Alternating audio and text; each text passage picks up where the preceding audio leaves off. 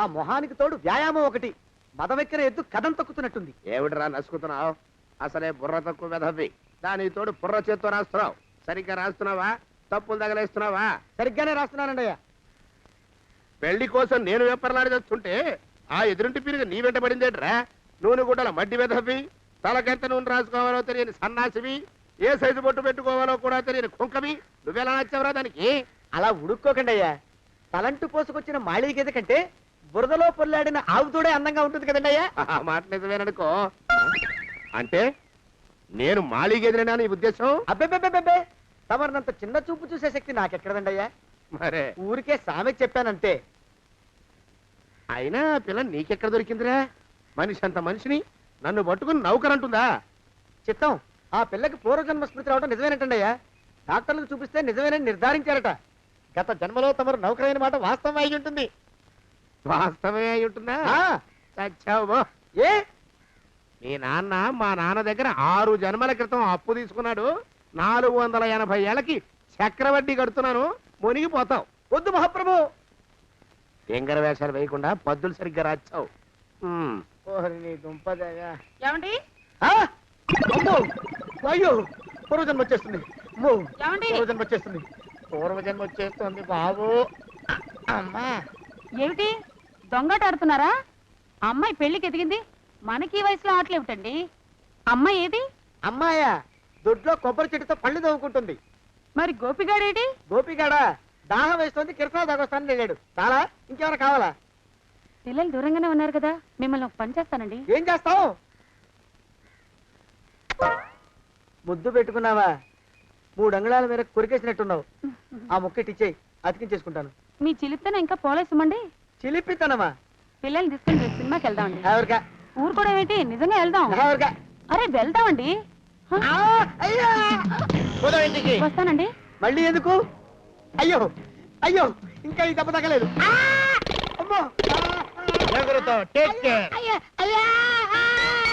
నిన్ను నిలబెట్టి తగలయ్యా. ఆ రమేష్ గారిని చంపేశారా? అవునండి అయ్యా, తప్పైపోయింది. మీ మొఖాల మంట బీపీ మీద కొట్టమని మరీ మరీ చెప్పాను కదా. నేను ఆ మాట అలా గట్టిగా చెప్పానండి అయ్యా, కానీ అలా ఊపిలో రెచ్చిపోయారు, పుచ్చి పగల కొట్టారు.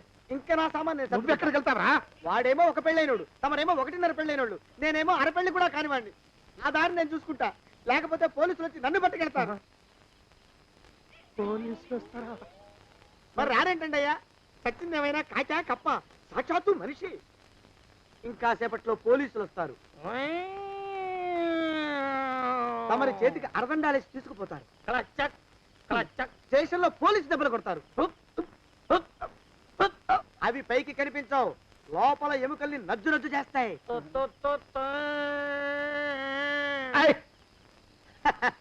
కోర్టులో కేసు నడుస్తుంది.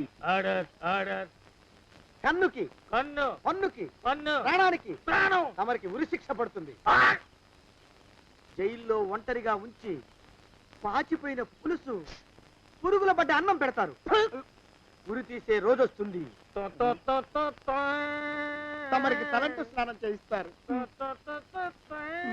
కొత్త బట్టలు వేస్తారు, ఉరికంబం దాకా నడిపిస్తారు. అక్కడ మీ తలకి నల్లటి ముసుగు వేస్తారు. ఎస్ఐ ఒంట్లు లెక్క పెడతాడు. 5 4 3 2 1. మీ బంధన తగలయ్యో. పెన్ను పూసలో మడుగు పుట్టుకొస్తుంది. మీ పెద్దలకి 1000 దండలు. ఇంకా ఆపండ్రా. మానవకం అయ్యా, ఇంకా శవం అక్కడే ఉందా? శవం కదండి, కదలేదు కదా, లెక్క ప్రకారం అక్కడే ఉండాలి. అయితే పదండ్రా, ముందా శవాన్ని మాయం చేసి మన చేతులు దులుపుకోవాలి. పదండి.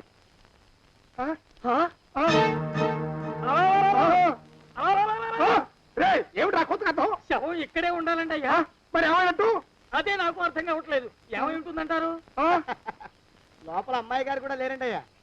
శవాన్ని తీసుకుని పోలీస్ స్టేషన్కి వెళ్ళి ఈ పాటికి మీ మీద రిపోర్ట్ కూడా ఇచ్చుంటారు. నోరు మీద అపశకునం పచ్చి శుభం పలకరా మంకన్న అంటే పెళ్లి కూతురు ఉండదు అన్నట్ట. శవమేమైందిరా? రామచంద్ర ప్రభు. మరి కాసేపట్లో పోలీసులు వచ్చి మీ చేతులకి అరదండాలు వేస్తారండి అయ్యా. వద్దు, మళ్ళీ రెండోసారి నాకు ఆ కథ చెప్పద్దు. మరి పోలీసులు శవం గురించి కూపీలు అవుతారు కదండి అయ్యా. 70 అసలు ఇల్లు ఎవరిది? నాకేం తెలియదు. అసలు ఇంటికి నాకేం సంబంధం లేదు. నాకేం సంబంధం లేదు. దొరికినట్టే దొరికి ఇట్టే పారిపోతున్నాడు.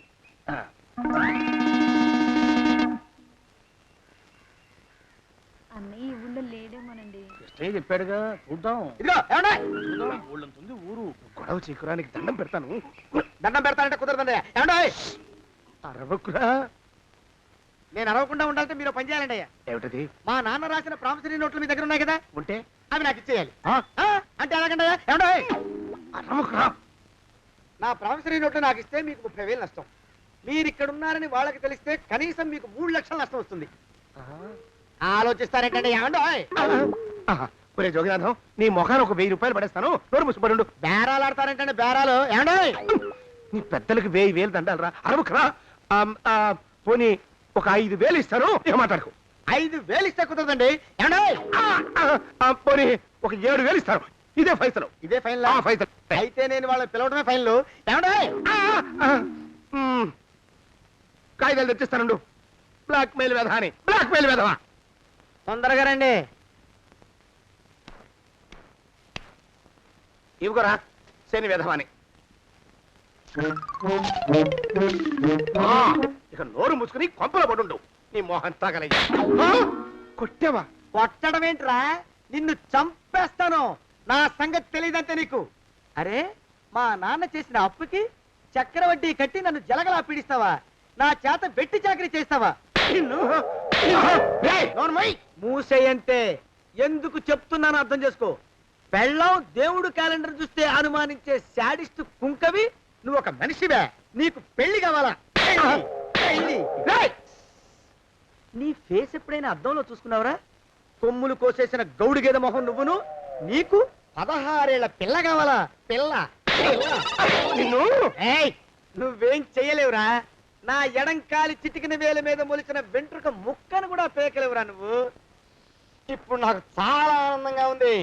ఈ ఆనందంలో ఇంకా రెండించుకుంటా. ఇప్పుడు ఇచ్చిందారు.